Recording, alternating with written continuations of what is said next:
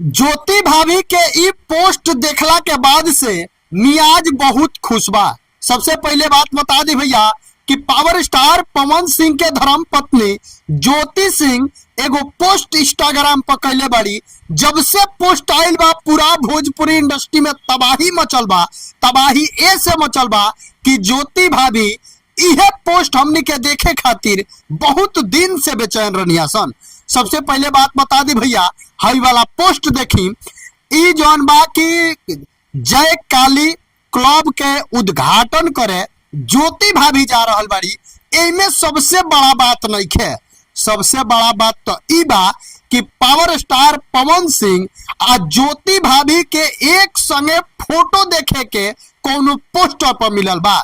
सबसे पहले बात बता दी भैया कि पावर स्टार पवन सिंह सांसद प्रत्याशी, काराकाट, लोकसभा, अभिनेता, गायक, नेता, आगे चल के नेता भी हो जाए पावर स्टार पवन सिंह। उनकर पत्नी ज्योति सिंह के बुलाहट बा जयपुर जयनगर करके ऐसे कुछ बार वह सब के पोस्टर लगा दे, वह सब देख ले।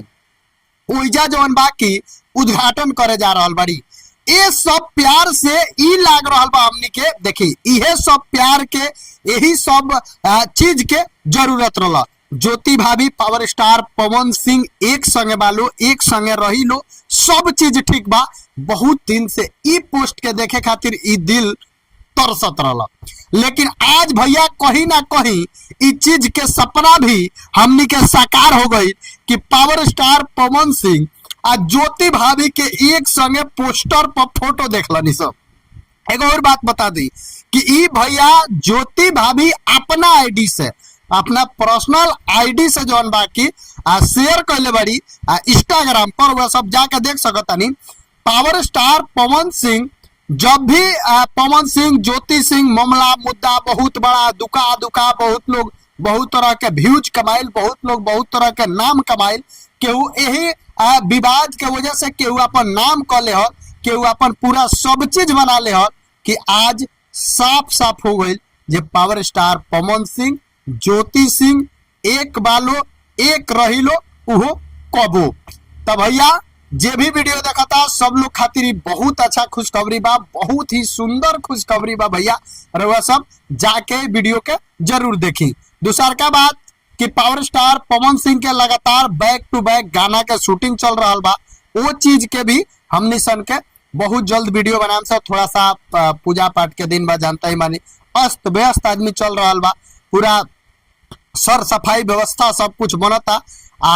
हमनी सन के शुरुआत जौन बा कि हमनी सन के नया साल दीपावली के बाद कुछ नया तरीका से हमनी सन खातिर नया साल दीपावली के बाद रही। कुछ यूनिक तरीका से रउआ लोग के सब चीज देखे के, सब कुछ सुने के मिली। तो भैया बेहतर रही कि कुछ नया करे के, कुछ नया करत आदमी तो रउआ सबके प्यार दुलार मिलेला तो बहुत सुंदर लागेला।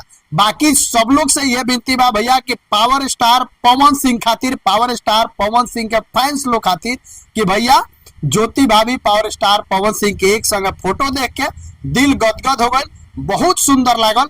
ऐसा भोजपुरी इंडस्ट्री में होके के चाहिए। बाकी वीडियो को खूब ज्यादा शेयर करी, चैनल पर नया बनी तो सब्सक्राइब जरूर करी। काहे कि ज्योति भाभी जब उद्घाटन में जइहन, जब वो जी उद्घाटन करे जइहन क्लब के, तो कहीं ना कहीं वो चीज भी हमनी के रउआ सबके दिखाएम सन, वीडियो में बताएम सन कि कौना तरीका से केंगा काम हो रहा बा। बाकी ज्योति भाभी पूरा तैयारी कर रहा बड़ी विधायकी के चुनाव लड़े के, इहो हकीकत बा। बाकी वीडियो के खूब ज्यादा शेयर करी। मिलता है अगला वीडियो में, तब तक खातिर नमस्कार।